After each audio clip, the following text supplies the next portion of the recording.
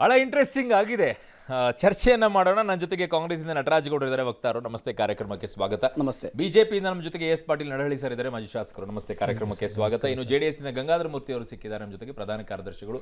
Sir ನಮಸ್ತೆ, ಕಾರ್ಯಕ್ರಮಕ್ಕೆ ಸ್ವಾಗತ. ಮೊದಲನೇದಾಗಿ ನಟರಾಜ್ ಗೌಡ್ರೆ,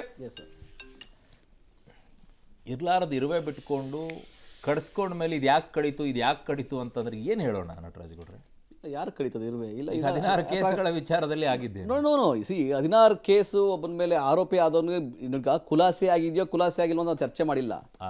4 ಸ್ಟೇಷನ್ಗಳಲ್ಲಿ ಎಂತೆಂಥ ಸಾರಾಯಿ ಮಾರಾಟ ಅಂತೆ, ಅಕ್ರಮ ಸಾರಾಯಿ ಮಾರಾಟ, ಮಟ್ಕ, ಜೂಜಾಟ, ಇಂಥ ಪ್ರಕರಣದ ಇಂಥ ಆರೋಪಿ ಪರವಾಗಿ ಬಿಜೆಪಿ ತಂಡೋಪತಂಡವಾಗಿ ರಸ್ತೆಗಿಳಿದಿರೋದು, ದಾರಿ ತಪ್ಪಿ ದಿಕ್ಕು ತಪ್ಪಿ ರಸ್ತೆಗಿಳಿದಿದ್ದಾರೆ ಬಿಜೆಪಿ ನಾಯಕರು. You must stand with your words.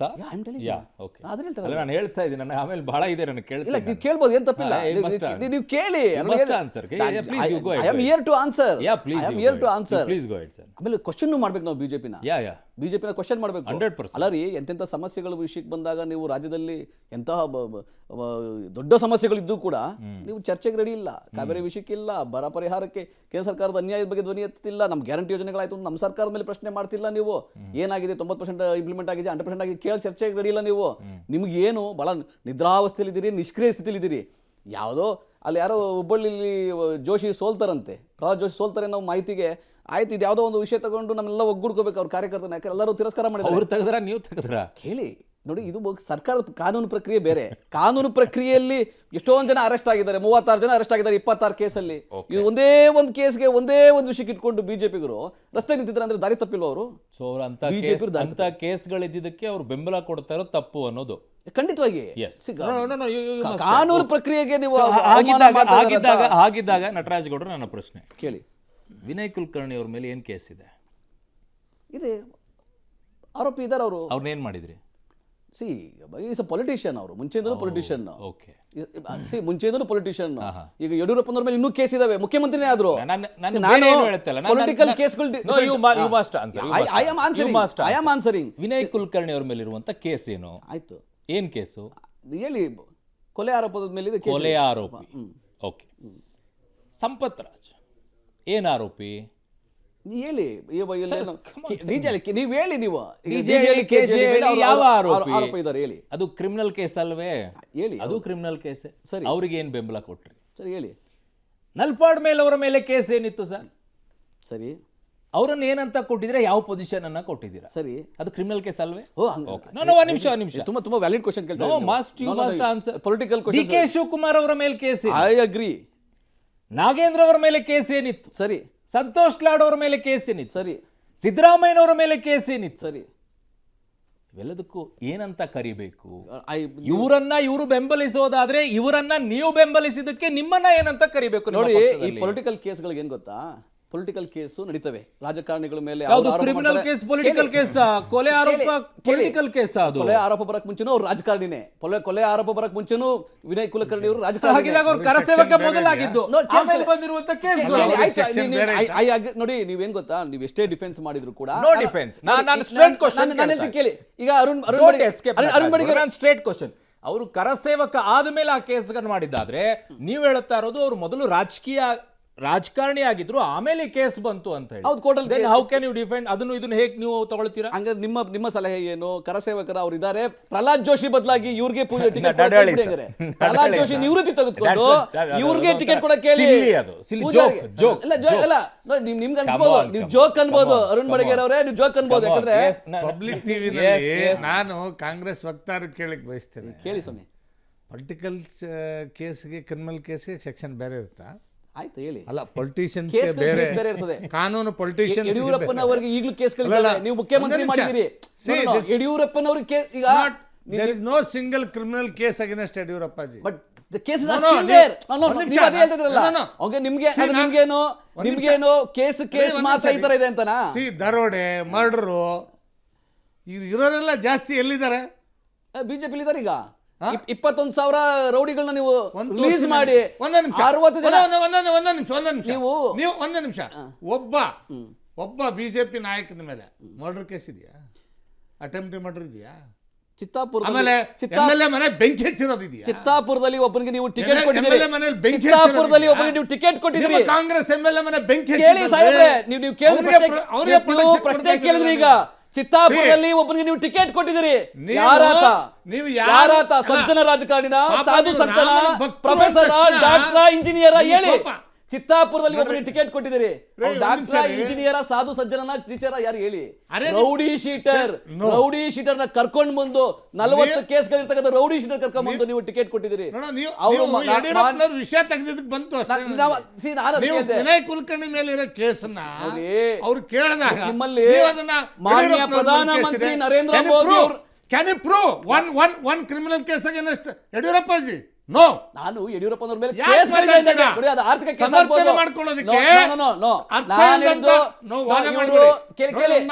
ಕೇಳಿ ಬಿಜೆಪಿ ಕೇಳಬೇಕು. ಅರುಣ್ ಬಾಯ್ಗರ್ ಅವ್ರು ಕೇಳಿದ್ರು, DK ಶಿವಕುಮಾರ್ ಮೇಲಿದೆ, ಸಂತೋಷ್ ಲಾಡ್ ಮೇಲಿದೆ, ಇವ್ರ ಮೇಲೆ ಕೇಳಿದ್ರು. ನಾನು ಅದಕ್ಕೆ ಹೇಳಿದೆ, ಇವಾಗ ಯಡಿಯೂರಪ್ಪನವ್ರ ಮೇಲೆ ಕೇಸ್ಗಳಿದ್ದಾವೆ, ಆಗಿದ್ರು ಅವ್ರನ್ನ ಮುಖ್ಯಮಂತ್ರಿ ಮಾಡಿದ್ರು. ಆದ್ರೆ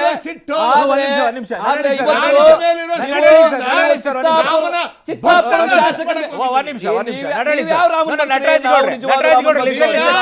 ನೀವು ರಾಜಕೀಯಕ್ಕೋಸ್ಕರ ರಾಮನ ಭಕ್ತರು, ನಾವು ನೈಜ ಭಕ್ತರು. ಅಯೋಧ್ಯೆ ಉದ್ಘಾಟನೆಗೆ ಹೋಗ್ತೀರಾ? ಸೋನಿಯಾ ಗಾಂಧಿ ಅವರಿಗೆ ಆಹ್ವಾನ ಬಂದಿದೆ, ಹೋಗ್ತೀರಾ? ಆಹ್ವಾನ ಬಂದವರು ಹೋಗ್ತಾರೆ. ಆಹ್ವಾನ ಬಂದವರು ಹೋಗ್ತಾರೆ. ಹೋಗ್ತೀರಾ? ಅವನ್ನ ಕರ್ಕೊಂಡು ಹೋಗ್ರಿ.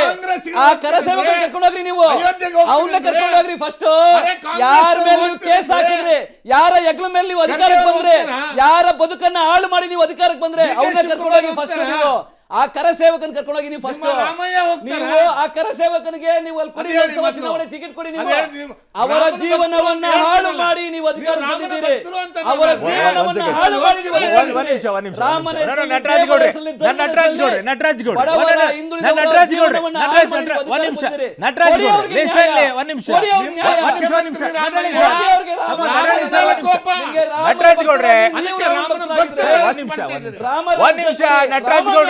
ಹುಡುಗರಿಗೆ ಒಂದ್ ನಿಮಿಷ ನಟರಾಜ್ ಗೌಡ್ರೆ, ರಾಮರಾಜ್ಯ ಒಂದ್ ನಿಮಿಷ ನಡಳಿ ಸರ್, ಕೇಂದ್ರದಲ್ಲಿ ಒಂದ್ ನಿಮಿಷ ನಟರಾಜ್ ಗೌಡ್ರೆ, ಒಂದ್ ನಿಮಿಷ ಇರಿ ಪ್ಲೀಸ್ ಪ್ಲೀಸ್. One second. ರಾಮನ ಭಕ್ತರನ್ನ ಅರೆಸ್ಟ್ ಮಾಡೋದು ರಾಕ್ಷಸರ ರಾಜ್ಯ. ನಟರಾಜ್ ಗೌಡ್ರೆ, ಒಂದ್ ನಿಮಿಷ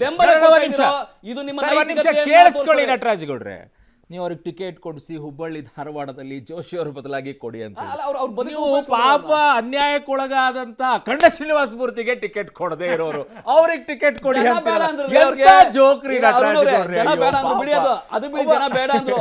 ಯಾರನ್ನ ಇವರು ಡಿಫೆಂಡ್ ಮಾಡ್ತಾ ಇದ್ದಾರೆ, ಸಮಾಜಘಾತಕ ಶಕ್ತಿ ಅವ್ರಿಗೆ ನ್ಯಾಯ ಗಂಗಾಧರ ಮೂರ್ತಿ ಅವರೇ ಏನ್ ಹೇಳೋದು? ಈಗ 16 ಕೇಸ್ಗಳು ಇದೆ ರೀ ಅಂತ ಹೇಳದಂತವ್ರು ಇವತ್ತು ಕೇಸ್ಗಳಿಲ್ಲ. ಒಂದೇ ಕೇಸ್ 92.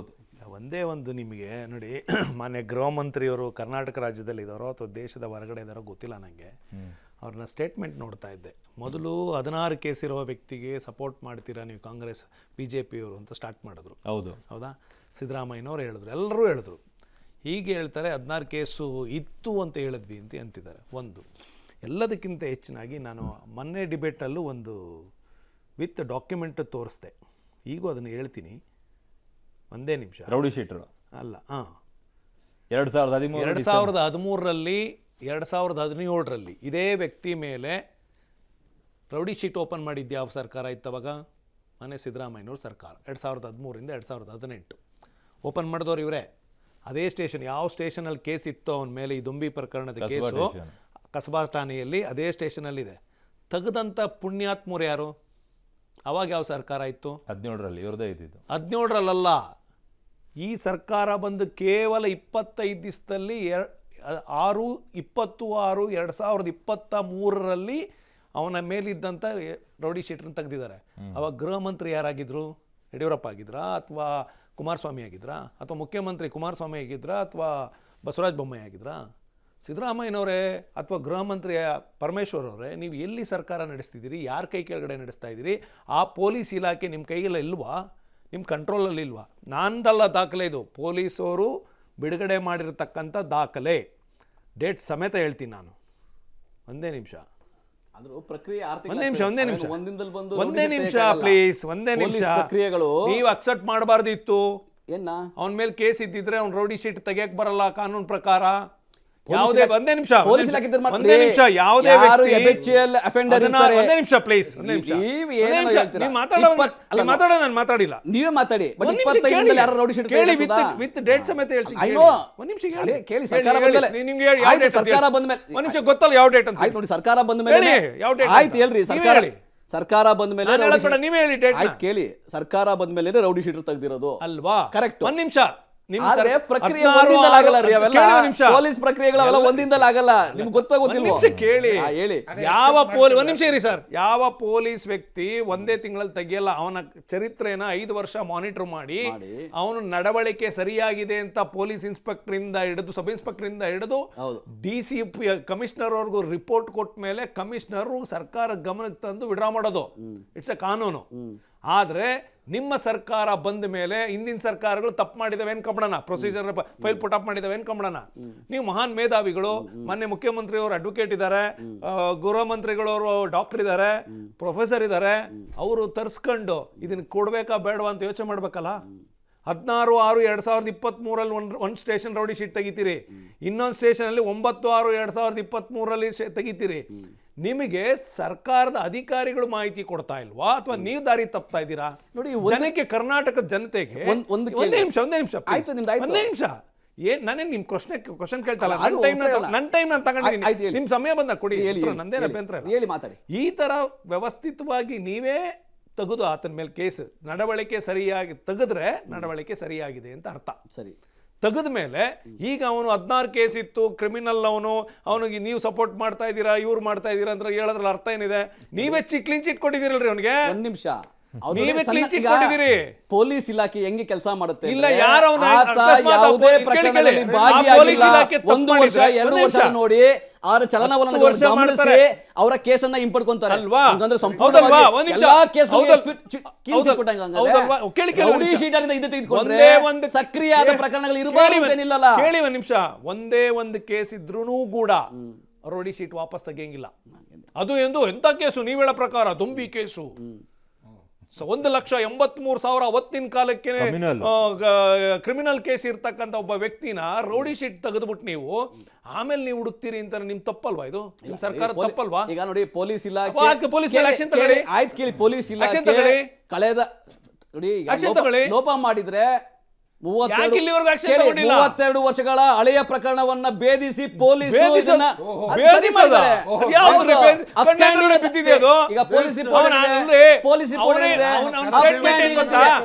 ಸ್ಟೇಟ್ಮೆಂಟ್ ಏನ್ ಗೊತ್ತಾ? ಎಲ್ಲಾ ಸ್ಟೇಷನ್ಗೂ ಹೋಗಿ ಸೈನ್ ಆಗ್ತಾ ಇದ್ದ, ಆ ಸ್ಟೇಷನ್ ಕೇಸ್ಗಳಿದ್ದಾಗೆಲ್ಲ ಹೋಗ್ತಿದ್ದ. ಆ ಕೋರ್ಟ್ ಅಲ್ಲಿ ಅವ್ನ ಕೇಸ್ಗಳು ಹೋದಾಗ ಅಥವಾ ಫೈನ್ ಹಾಕಿದಾಗ ಇನ್ನೊಂದು ಹಾಕಿದಾಗ ಸ್ಟೇಷನ್ಗೆ ಮಾಹಿತಿ ಇರ್ತದೆ. ಏನ್ ಮಾಡ್ತಿದ್ರು? ಕಳ್ಳೆಪುರಿ ತಿಂತಿದ್ರ ಪೊಲೀಸ್ ಅವರಾಗಾರೆ? ನಿಮ್ ಸರ್ಕಾರದವ್ರು ಹೇಳ್ತಾನೆ ಇಲ್ಲ.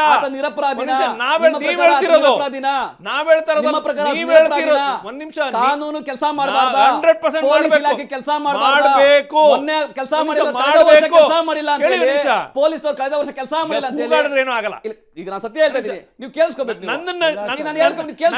ನೀವು ತಗೊಂಡು ಹೇಳ್ಸೋದು ಹೆಂಗಿದೆ? ನಿಮ್ ಟೈಮ್ ಆಯ್ತು, ಎಲ್ಲ ಆಯ್ತು. ಕೇಳಿದ್ರೆ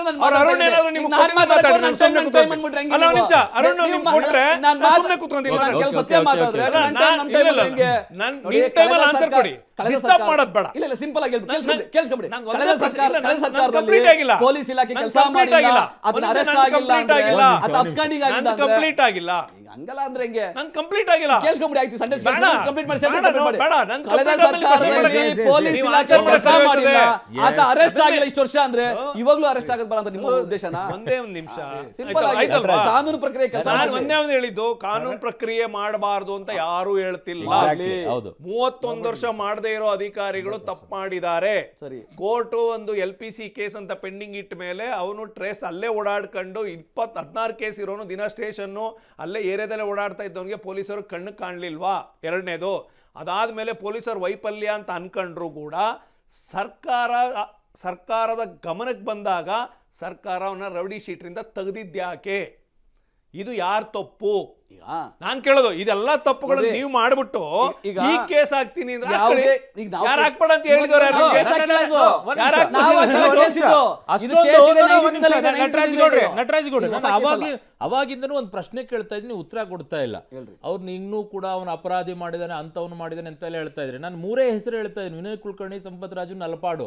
ಈ 3 ಕೇಸ್ಗಳ ಬಗ್ಗೆ ಹೇಳಿ ಸರ್, ನನಗೆ ಸಾಕು. ಅವ್ರನ್ನ ಏನಂತ ಕರಿಬೇಕು, ನೀವು ಅವ್ರನ್ನ ಸಪೋರ್ಟ್ ಮಾಡಿದ್ದಕ್ಕೆ ನಿಮ್ಮನ್ನೇನಂತ ಕರಿಬೇಕು ನಾನು ಅಂತ ಹೇಳಿ. ಈಗ ಅವ್ರು ಯಾಕೆ ಸಪೋರ್ಟ್ ಮಾಡ್ತಾ ಇದ್ರೆ ಬಿಜೆಪಿ ಹೇಳ್ತಾ ಇದ್ದೀರಾ? ನಾವು ಸಂಪತ್ ರಾಜ್ ಮೇಲೆ ಕೇಸನ್ನ ಬಿಟ್ಬಿಡ್ಬೇಕು ಅಂತ ಹೇಳಿ ರಸ್ತೆಯಲ್ಲಿ ಕೂತ್ಕೊಂಡು ಪ್ರೊಟೆಸ್ಟ್ ಮಾಡ್ತಾ ಇಲ್ಲ. ಯಾರಿಗೆ ಬಿಜೆಪಿ ಸರ್ಕಾರ ಅರೆಸ್ಟ್ ಮಾಡಿತ್ತಲ್ಲ, ರಾಹುಲ್ ಗಾಂಧಿ ಅವ್ರ ಹತ್ರ ಸನ್ಮಾನ ಮಾಡಿಸಿದ್ದು ನೋಡ್ರಿ, ಆತ ಪೊಲಿಟಿಷಿಯನ್ ಇದಾರೆ. ಕೇಸ್ ಈಗ ಅವ್ರು ನಾನು ಹೇಳ್ತೀನಲ್ಲ, ಈ ಪೂಜಾರಿಗೆ ನಾವೇನ್ ಟಿಕೆಟ್ ಹುಬ್ಳಿ ಧಾರವಾಡ ಟಿಕೆಟ್ ಕೊಡ್ಲಿ, ನಾವ್ಯಾಕೆ ಡಿಸ್ಕಸ್ ಮಾಡೋಣ? Let them give ticket to him. ಅವ್ರ ಪಾರ್ಟಿ ಅದಕ್ಕೆ ಬಿಡಿ. ಅಖಂಡ ಶ್ರೀನಿವಾಸ ಮೂರ್ತಿ ಅವ್ರಿಗೆ ಕೊಟ್ರ. ಅರುಣ್ ಅವರೇ, ಇದು ಏನ್ ಗೊತ್ತಾ, 3:1 ಆಗ್ಬಾರ್ದು. ಸಂಬಂಧ ಆಗ್ಬೇಕಾಗಿಲ್ಲ, ನ್ಯೂಟ್ರಲ್ಲೇ ಇರೋದು. ನಾನು ಕೇಳ್ತಾ ಇರುವಂತದ್ದು ನನ್ನ ಪ್ರಶ್ನೆಗೆ ಉತ್ತರ ಕೊಡಕ್ ಆಗದೆ ಇದ್ರೆ ನೀವು ವಕ್ತಾರ ಅಂತ ಉತ್ತರ ಕೊಡಕ್ ಆಗ್ತಾ ಇಲ್ಲ. ಅಖಂಡ ಶ್ರೀನಿವಾಸ ಮೂರ್ತಿ ಅವ್ರ ಟಿಕೆಟ್ ಕೊಡಕ್ ಆಗಿಲ್ಲ ನಿಮ್ಮ ಹತ್ರ. ಸಂಪತ್ ರಾಜ್ ಅವ್ರ ಕ್ವಶನ್ ಕೇಳಕ್ ಇರೋದ್ರಿ. ವಿನಯ್ ಕುಲಕರ್ಣಿ ಅವ್ರ ವಿಚಾರ ಏನಾಯ್ತು? ವಿನಯ್ ಕುಲಕರ್ಣಿ ಅವ್ರಿಗೆ ಹೆಂಗ್ ಟಿಕೆಟ್ ಕೊಟ್ರಿ? ಕೊಡ್ತೀವ್ರಿ ಟಿಕೆಟ್. ಹೆಂಗ್ ಕೊಟ್ರಿ? ನೋಡಿ, ಅದು ಅವ್ರು ಕ್ರಿಮಿನಲ್ ಇಲ್ವಾ? ಕೇಸ್ ತೀರ್ಮಾನ ಮಾಡ್ಕೊಂಡ್ ಬರ್ತಾರೆ. ಕ್ರಿಮಿನಲ್ ಕೇಸ್ ಇವ್ರಿಗೂ ಕೊಡ್ಲಿ ಬಿಡಿ. ಯಾಕಂದ್ರೆ ತೀರ್ಮಾನ ಆಗೋಗಿದೆ. Let them give. Pralhad Joshi ನಿವೃತ್ತಿ ಆಗ್ಲಿ, ಅವ್ರು ಟಿಕೆಟ್ ಕೊಡ್ಲಿ ಬಿಡ್ರಿ, ಬೇಡ ಅಂತಿದೀವಿ ನಾವು. ನನ್ನ ಪ್ರಶ್ನೆಗೆ ಉತ್ತರ ಕೊಡ್ರಿ. ನೀವು ಟಿಕೆಟ್ ಕೊಡ್ಸೋದು ಬಿಡಿಸೋದು ಅವ್ರ ಪಾರ್ಟಿಗೆ ಬಿಟ್ಟಿದ್ದು. ಹೇಳ್ತಾ ಇದೀವಿ ನಾವು. ನೀವೇ ಅಖಂಡ ಶ್ರೀನಿವಾಸ ಮೂರ್ತಿ ಕೊಡದೇ ಇದ್ದಾಗಿ ಅವ್ರೇನ್ ಕೊಡ್ತಾರೆ? ನಾನು ಕೇಳಿ, ನನ್ನ ಪ್ರಶ್ನೆಗೆ ಉತ್ತರ ಕೊಡಿ. ವಿನಯ್ ಕುಲಕರ್ಣಿ ಅವರು ಕ್ರಿಮಿನಲ್ ಕೇಸ್ ಅಲ್ಲಿ ಇರ್ಬೇಕಾದ್ರೆ ಅವರನ್ನ ಹೇಗ್ ಡಿಫೆಂಡ್ ಮಾಡ್ಕೊಂಡ್ರಿ? ನೋಡಿ, ಈಗ ಟಿಕೆಟ್ ಕೊಟ್ಟಿದೀವಿ ನಾವು. ಓಕೆ, ಜನ ಬೆಂಬಲ ಅವ್ರಿಗಿದೆ. ನಲ್ಪಾಡ್ ಅವ್ರಿಗೆ ಏನ್ ಪೊಸಿಷನ್ ಕೊಟ್ರಿ? ನಲ್ಪಾಡ್ ಅವರು ನಿಂತ್ಕೊಂತಾರೆ, ಗೆಲ್ತಾರ್ರಿ ಅವ್ರು. ಈಗ ಪ್ರಕರಣಗಳಿದ್ದಾಗ ಕೋರ್ಟ್ ತೀರ್ಮಾನ ನನ್ನ ಆಗ್ತವೆ. ಪ್ರಶ್ನೆ ಇಷ್ಟೇ ಸರ್, ಸಿಂಪಲ್. ನೀವು ಕೊಡ್ತಿರೋ ಬಿಡ್ತಿರೋ ಸಿಂಪಲ್. ಅಲ್ಲಿ ಆ ಪ್ರಶ್ನೆ ಬಂದಾಗ ಇಲ್ಲಿ ಪ್ರಶ್ನೆ ಬರುತ್ತೆ. ಎರಡೇ ವಿಷಯ, ಕೋರ್ಟ್ ತೀರ್ಮಾನ ಮಾಡ್ತೇವೆ. ಕೋರ್ಟ್ ಪ್ರಕ್ರಿಯೆಗಳನ್ನ ಬಿಜೆಪಿ ಕ್ವೆಶ್ಚನ್ ಮಾಡ್ತಾರೆ. ಸೇಮ್ ಸ್ಟ್ಯಾಂಡ್ ಶ್ರೀಕಾಂತಿಯ ಪೂಜಾರಿ ಅವರ ಕೇಸ್ ನಲ್ಲೂ ಕೂಡ ಅದೇ ತೀರ್ಮಾನ ಆಗಿ ಕೇಸ್ಗಳು ವಜಾ ಆಗಿರೋದು.